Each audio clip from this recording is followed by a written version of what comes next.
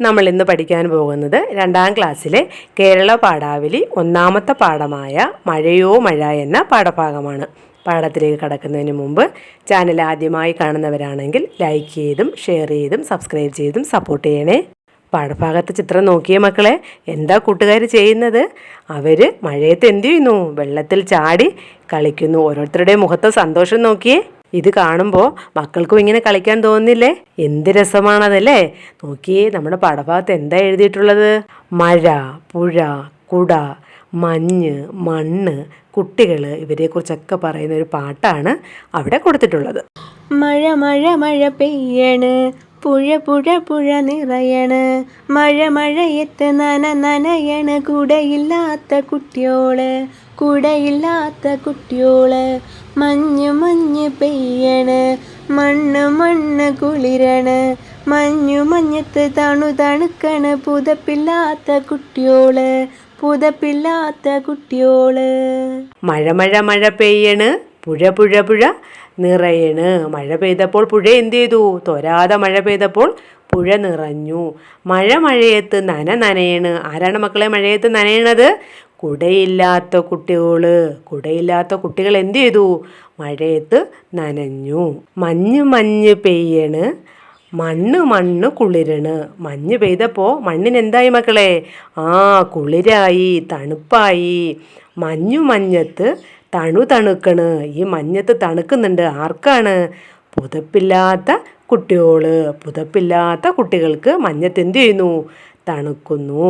നല്ല തണുപ്പുള്ള ദിവസങ്ങളിൽ നമ്മളും പുതച്ചല്ലേ മക്കളെ കിടക്കുന്നത്? പാഠഭാഗം മനസ്സിലായോ മക്കളെ? അടുത്ത പേജ് നോക്കിയേ. കുട വരയ്ക്കാം. മക്കൾ നല്ലൊരു കുട അവിടെ വരയ്ക്കുക. എന്നിട്ട് അതിന് നിറമൊക്കെ കൊടുത്ത് നല്ല മനോഹരമായൊരു കുടയാക്കി അതിനെ മാറ്റുക. അടുത്ത പേജ് നോക്കിയേ. ഉത്തരം കണ്ടെത്താം. കാലിൽ പിടിച്ചാൽ തോളിൽ കയറും. ഒരു കടങ്കഥയാണ്. എന്താണ് അതിൻ്റെ ഉത്തരം എന്നറിയാവോ? കുട. അടുത്ത നോക്കിയേ. കൂടുതൽ കടങ്കഥകൾ കണ്ടെത്തി എഴുതാം. ടീച്ചർ അവിടെ കുറച്ച് കടങ്കഥകൾ കൊടുക്കുന്നുണ്ട്. മക്കൾ അവിടെ കൂടുതൽ കടങ്കഥകൾ കണ്ടെത്തി എഴുതി ചേർക്കുക. ടീച്ചർ കൊടുത്തിട്ടുള്ള എല്ലാ കടങ്കഥയുടെയും ഉത്തരം കുടയാണ്. എട്ടല്ലൻ കുട്ടപ്പൻ ഒറ്റക്കാലൻ. ഒറ്റക്കാലൻ രാജാവിന് ഓടാക്കുതിരകൾ 2 ഒറ്റക്കാലൻ ചന്തയ്ക്കു പോയി. കാലിൽ പിടിച്ചാൽ തോളിൽ കയറും. കാലു പിടിക്കുന്നവൻ്റെ രക്ഷകൻ. കാലൊന്നേയുള്ളൂ, യാത്രയേറെ നടത്തും. കുതിരകൾ 2 ഉണ്ടെങ്കിലും ആളുകൾ എന്നെ കഴുത്തിലേറ്റും. അടുത്ത നോക്കിയേ മക്കളെ. പറയുമ്പോൾ മഴ പെയ്യുമോ? കുറിപ്പ് വായിക്കാം, പരീക്ഷണം ചെയ്യാം. ഒരു പരീക്ഷണമാണ്, നമുക്ക് വായിച്ചു നോക്കാം. ഒഴിഞ്ഞ പ്ലാസ്റ്റിക് കുപ്പിയുടെ അടിഭാഗത്ത് ധാരാളം ചെറിയ സുഷിരങ്ങൾ ഉണ്ടാക്കുക. കുപ്പിയുടെ മുകൾ ഭാഗത്ത് ഒരു വശത്തായി മറ്റൊരു ചെറു സുഷിരം കൂടി ഉണ്ടാക്കുക. ബക്കറ്റിലെ വെള്ളത്തിൽ കുപ്പി മുഴുവനായും താഴ്ത്തിവെച്ച് കുപ്പിയിൽ വെള്ളം നിറയ്ക്കുക. കുപ്പി ഭദ്രമായി അടയ്ക്കുക. വിരൽ കൊണ്ട് വശത്തെ സുഷിരം അമർത്തി പിടിച്ച് കുപ്പി ഉയർത്തുക. പെയ്യട്ടെ മഴ പെയ്യട്ടെ എന്ന് പറയുമ്പോൾ വിരൽ മാറ്റുക. നിൽക്കട്ടെ മഴ നിൽക്കട്ടെ എന്ന് പറയുമ്പോൾ വീണ്ടും സുഷിരം അടച്ചു പിടിക്കുക. ഈ പരീക്ഷണത്തിന് എന്തൊക്കെ സാധനങ്ങളാണ് മക്കളെ വേണ്ടത്? ഒരു ഒഴിഞ്ഞ പ്ലാസ്റ്റിക് കുപ്പിക്ക് ഹോളിടാൻ വേണ്ടിയിട്ട്, സുഷിരം ഇടാൻ വേണ്ടിയിട്ട് ഒരു ആണി വേണം. പിന്നെ ഒരു ബക്കറ്റ് വേണം. പിന്നെ വെള്ളവും വേണം. ഇനി ഈ പരീക്ഷണത്തിന് വേണ്ടി എന്താ മക്കളെ ചെയ്യേണ്ടത്? കുപ്പിയുടെ അടിഭാഗത്ത് ധാരാളം സുഷിരങ്ങൾ ഇടണം. എന്നിട്ട് കുപ്പിയുടെ മുകൾ ഭാഗത്ത് ഒരു വശത്തായി ചെറിയൊരു സുഷിരം കൂടി ഇട്ട് കൊടുക്കുക.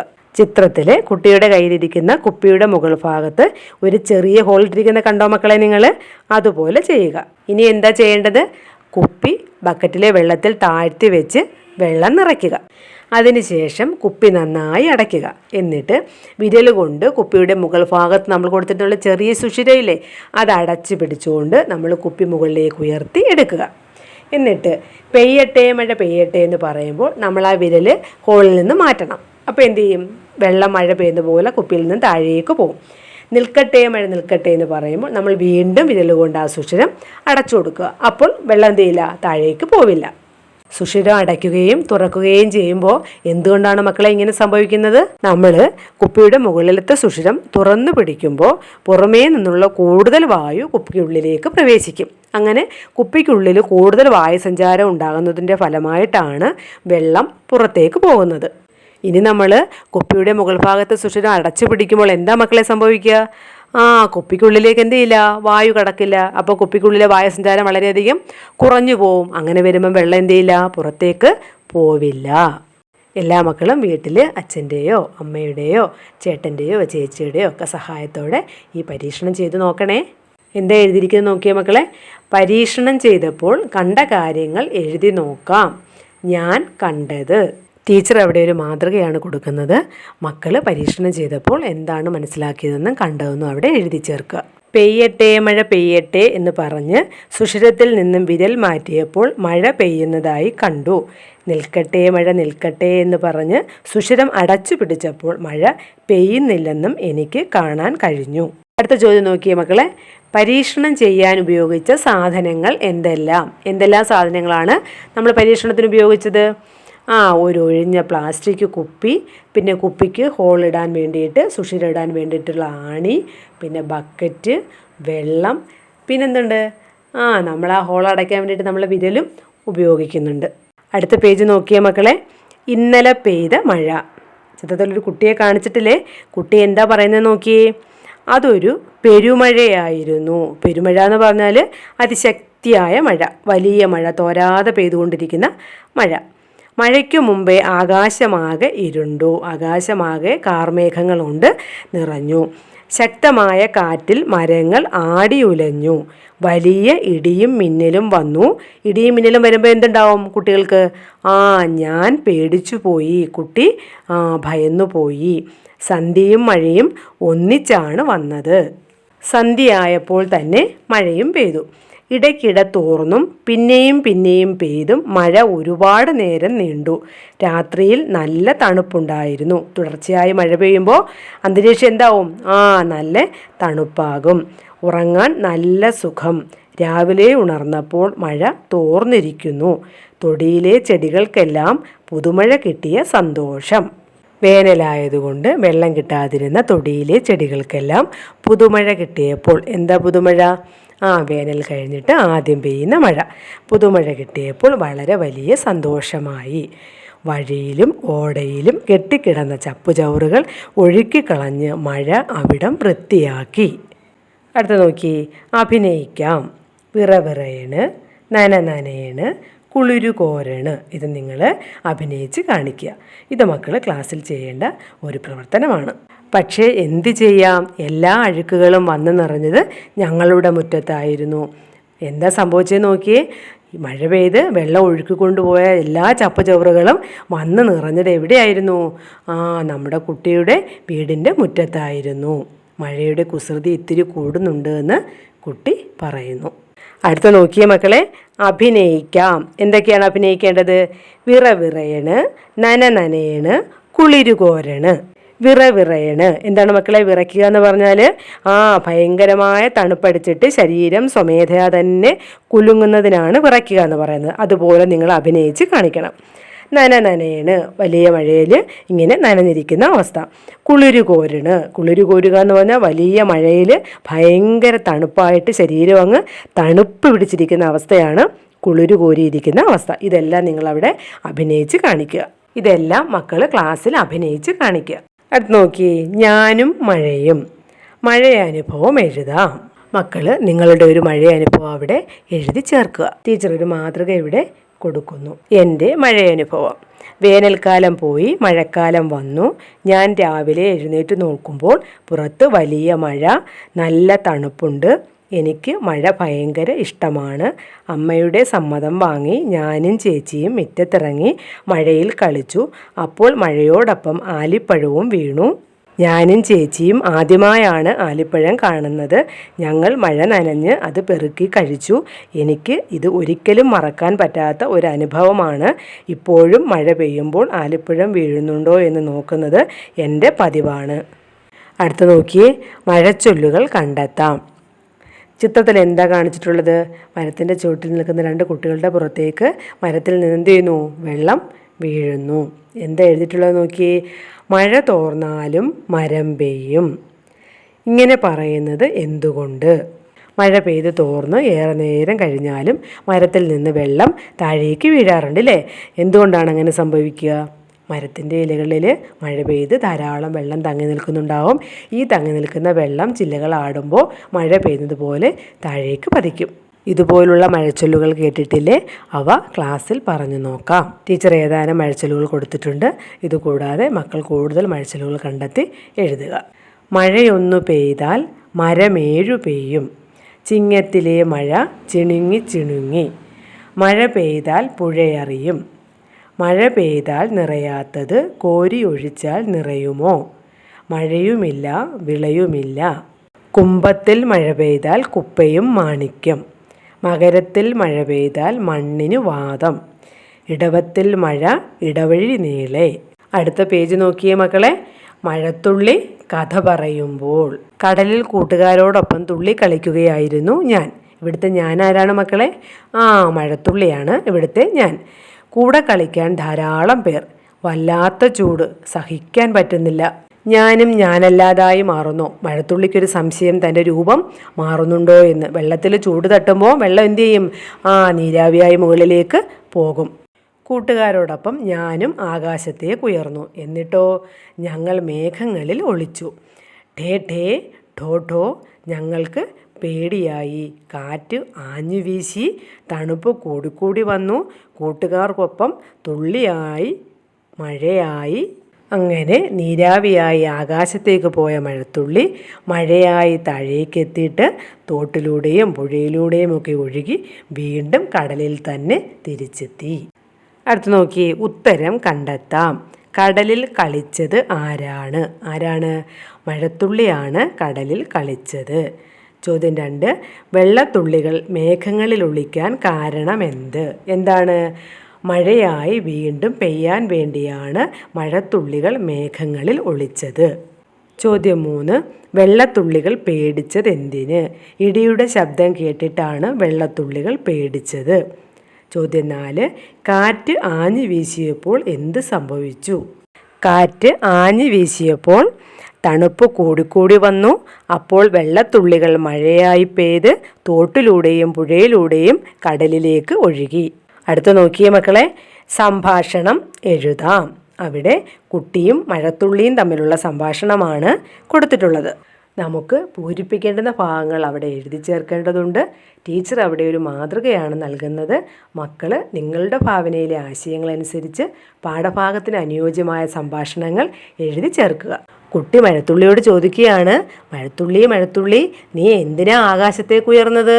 അപ്പോൾ മഴത്തുള്ളി പറയുന്നു, ചൂട് സഹിക്കാൻ വയ്യാഞ്ഞിട്ടാണ്. അടുത്ത കുട്ടിയുടെ സംഭാഷണം നമ്മളവിടെ എഴുതി ചേർക്കണം. കുട്ടിയുടെ ചോദ്യത്തിന് മഴത്തുള്ളി എന്താ മറുപടി പറഞ്ഞിട്ടുള്ളത്? അവിടെ ഠേ ഠേ ശബ്ദം കേട്ടിട്ട്. അപ്പോൾ കുട്ടി എന്തായിരിക്കും മഴത്തുള്ളിയോട് ചോദിച്ചിട്ടുണ്ടാവുക? നീ എന്തിനാണ് പേടിച്ചത് എന്ന് നമുക്കവിടെ എഴുതി ചേർക്കാം. ഇവിടെ നമുക്ക് കുട്ടിയുടെയും മഴത്തുള്ളിയുടെയും സംഭാഷണം എഴുതി ചേർക്കേണ്ടതുണ്ട്. കുട്ടി മഴത്തുള്ളിയോട് ചോദിക്കുകയാണ്, മഴത്തുള്ളി ആകാശത്തു നിന്ന് നീ വീണ്ടും താഴേക്ക് എത്തിയതെങ്ങനെ? അപ്പോൾ മഴത്തുള്ളി പറയുകയാണ്, കാറ്റ് ആഞ്ഞു വീശിയപ്പോൾ തണുപ്പ് കൂടിക്കൂടി വന്നു. അങ്ങനെ ഞാൻ തുള്ളിയായി മഴയായി കൂട്ടുകാർക്കൊപ്പം താഴേക്കെത്തി. അടുത്ത നോക്കിയേ, കണ്ടെത്താം എഴുതാം. എന്താണ് എഴുതേണ്ടത്? എൻ്റെ നാട്ടിലെ ജലസ്രോതസ്സുകൾ. നിങ്ങളുടെ നാട്ടിലെ ജലസ്രോതസ്സുകൾ ഏതൊക്കെയാണെന്നാണ് അവിടെ എഴുതേണ്ടത്. പുഴ അവിടെ കൊടുത്തിട്ടുണ്ട്, ബാക്കി നമ്മളവിടെ എഴുതി ചേർക്കണം. തടാകം, കായൽ, തോട്, കിണർ, കുളം. അടുത്ത പേജ് നോക്കിയേ മക്കളെ. പ്രതികരിക്കാം, പോസ്റ്റർ വാക്യങ്ങൾ തയ്യാറാക്കാം. എന്താണ് ചിത്രത്തിൽ കാണിച്ചിട്ടുള്ളത്? ഫാക്ടറിയിലെ മലിനജലം പുഴയിലേക്ക് ഒഴുക്കുന്നു. അങ്ങനെ ചെയ്യുമ്പോൾ പുഴയിലെ വെള്ളം മലിനമായി പോകും. ഇനി എന്താ മക്കളെ ചിത്രത്തിലുള്ളത്? പുഴയുടെ കരയിലും ധാരാളം മാലിന്യങ്ങൾ നിക്ഷേപിച്ചിട്ടുണ്ട്. ഈ മാലിന്യങ്ങളെല്ലാം അവിടെ കിടന്നഴുകി പുഴയുടെ പരിസരം മലിനമാകും. പിന്നെയോ മഴ പെയ്യുമ്പോൾ ഇവയെല്ലാം ഒഴുകി എവിടേക്ക് തന്നെ പോകും? പുഴയിലേക്ക് തന്നെ പോകും. അങ്ങനെ നമ്മുടെ പുഴ ആകെ മലിനമായി തീരും. ഇങ്ങനെ നിക്ഷേപിക്കുന്ന മാലിന്യങ്ങൾ പക്ഷികളും മൃഗങ്ങളും ഒക്കെ ആഹാരമാക്കുകയും ചെയ്യുന്നുണ്ട്. ജലമലിനീകരണത്തിനെതിരെയുള്ള പോസ്റ്ററുകളാണ് നമുക്കിവിടെ തയ്യാറാക്കേണ്ടത്. അരുതേ, മലിനമാക്കരുതേ, ജലസ്രോതസ്സുകൾ നാടിൻ സമ്പത്ത്. അതുപോലെ മറ്റു പോസ്റ്ററുകൾ നമ്മൾ തയ്യാറാക്കണം. ജലം അമൂല്യമാണ്, അത് പാഴാക്കരുത്. ഓരോ തുള്ളി ജലവും സംരക്ഷിക്കപ്പെടണം നല്ല നാളേക്കായി. ജലത്തെ സംരക്ഷിക്കൂ, ഭൂമിയിൽ ജീവനെ നിലനിർത്തൂ. ജലം ജീവാമൃതം, ജലമില്ലെങ്കിൽ ജീവനും ഇല്ല. ജലത്തെ സംരക്ഷിക്കൂ, ജീവനെ രക്ഷിക്കൂ. ജലാശയത്തെ സംരക്ഷിക്കൂ, നാളത്തെ ലോകത്തിന് പുതുജീവനേകൂ. ജലം പ്രകൃതിയുടെ വരദാനം. അടുത്ത പേജ് നോക്കിയേ മക്കളെ. നമ്മുടെ നാട്, നമ്മുടെ കേരള നാടിനെ കുറിച്ചുള്ളൊരു പാട്ടാണ് ഇനി നമുക്ക് പഠിക്കാനുള്ളത്. കുളിരുണരും മലയുടെ നാട്, തെളിയൊഴുകും പുഴയുടെ നാട്, നീലക്കടലലയുടെ നാട്, ഇതു നമ്മുടെ കേരള നാട്. തെങ്ങോലപ്പീലി വിരിച്ചിട്ടാടുക നാടേ മയിലാട്ടം, പനയോലപ്പീലി നിവർത്തിയിട്ടാടുക നാടേ തിറയാട്ടം. നെൽവയലുകൾ തത്തപ്പച്ച, താഴ്വഴയിൽ വാഴപ്പച്ച, കാടിൻ കരിനീലപ്പച്ച, തളിരിലകളിളം പച്ച. പല പച്ചകൾ ചേർത്തു വരച്ചൊരു ചിത്രം നമ്മുടെ കേരള നാട്, പല പച്ചകൾ ചേർത്തു വരച്ചൊരു ചിത്രം നമ്മുടെ കേരള നാട്. പാട്ടെല്ലാവർക്കും ഇഷ്ടമായോ മക്കളെ? ഇനി നമ്മളുടെ നാടിൻ്റെ പ്രത്യേകത എന്തൊക്കെയാണെന്ന് നോക്കിയേ. കുളിരുണരും മലയുടെ നാട്, നല്ല കുളിരു നൽകുന്ന, നല്ല തണുപ്പ് നൽകുന്ന മലകളുള്ള നാടാണ് നമ്മുടെ കേരളം. തെളിയൊഴുകും പുഴയുടെ നാട്, നല്ല തെളിവെള്ളം ഒഴുകുന്ന പുഴകളുടെ നാടാണ് നമ്മുടെ കേരളം. നീലക്കടലലയുടെ നാട്, നീല നിറത്തിലുള്ള കടലുകളുള്ള നാടാണ് നമ്മുടെ കേരളം. കടലിൻ്റെ നിറം എന്താണ് മക്കളെ? നീല നിറമാണ്. നീലക്കടലുകളുള്ള നാടാണ് നമ്മുടെ കേരളം. അല എന്നാൽ തിരമാല, കടലിലാണ് തിരമാലകൾ ഉള്ളത്. തെങ്ങോലപ്പീലി വിരിച്ചിട്ടാടുക നാടേ മയിലാട്ടം, തെങ്ങിൻ്റെ ഓല കൊണ്ടുള്ള പീലി വിരിച്ചിട്ട് നീ മയിലാട്ടമാടുക. പനയോലപ്പീലി നിവർത്തി ആടുക നാടേ തിറയാട്ടം, പനയോലപ്പീലി നിവർത്തിയിട്ട് നീ എന്ത് ചെയ്യുക? തിറയാട്ടം ആടുക. മയിലാട്ടം കേരളത്തിലെ ക്ഷേത്രത്തിൽ അവതരിപ്പിക്കുന്ന ഒരു കലാരൂപമാണ്. തിറയാട്ടം കേരളത്തിലെ തെക്കൻ മലബാറിലെ കാവുകളിലും തറവാട്ട് സ്ഥാനങ്ങളിലും വർഷം തോറും നടത്തി വരുന്ന ഒരു അനുഷ്ഠാന കലയാണ്. നെൽവയലുകൾ തത്തപ്പച്ച, താഴ്വരയിൽ വാഴപ്പച്ച, കാടിൻ കരിനീലപ്പച്ച, തളിരിലകൾ ഇളം പച്ച. കേരളത്തിലെ നെൽവയലുകൾ തത്തപ്പച്ച നിറത്തിലും, താഴ്വര വാഴയിലയുടെ പച്ച നിറത്തിലും, കാട് കരിനീല പച്ച നിറത്തിലും, തളിരില ഇളം പച്ച നിറത്തിലുമാണ് കാണപ്പെടുന്നത്. പല പച്ചകൾ ചേർത്ത് വരച്ചൊരു ചിത്രം നമ്മുടെ കേരള നാട്. അങ്ങനെ പല പച്ചകൾ ചേർത്ത് വരച്ച മനോഹരമായൊരു ചിത്രം പോലെയാണ് നമ്മുടെ കേരള നാട്. പാഠഭാഗം മനസ്സിലായോ? താഴെ കൊടുത്തിട്ടുള്ള ചോദ്യം നോക്കിയേ മക്കളെ. കേരളത്തിൻ്റെ എന്തെല്ലാം പ്രത്യേകതകളാണ് കവിതയിൽ പറഞ്ഞിട്ടുള്ളത്? മലകളുള്ള നാട്. ഇനി മറ്റെന്തൊക്കെ പ്രത്യേകതകൾ പറഞ്ഞിട്ടുണ്ട്? പുഴകളുള്ള നാട്, കടലുകളുള്ള നാട്, മയിലാട്ടവും തിറയാട്ടവും നടത്തുന്ന നാട്, തെങ്ങുകളുടെ നാട്, പനകളുള്ള നാട്, നെൽവയലുകളുള്ള നാട്, കാടുകളുള്ള നാട്, താഴ്വരകളുള്ള നാട്. ഈ പാഠഭാഗത്തെ എല്ലാ പഠന പ്രവർത്തനങ്ങളും നമ്മൾ ചെയ്തിട്ടുണ്ട്. നിങ്ങൾക്ക് ഇത് ഉപയോഗപ്രദമായെങ്കിൽ കൂട്ടുകാർക്ക് ഷെയർ ചെയ്യണം. ലൈക്ക് ചെയ്തും സബ്സ്ക്രൈബ് ചെയ്തും സപ്പോർട്ട് ചെയ്യുകയും വേണം. ഇനി അടുത്തൊരു വീഡിയോയിൽ മറ്റൊരു പാഠവുമായി നമുക്ക് വീണ്ടും കാണാം. Okay, thank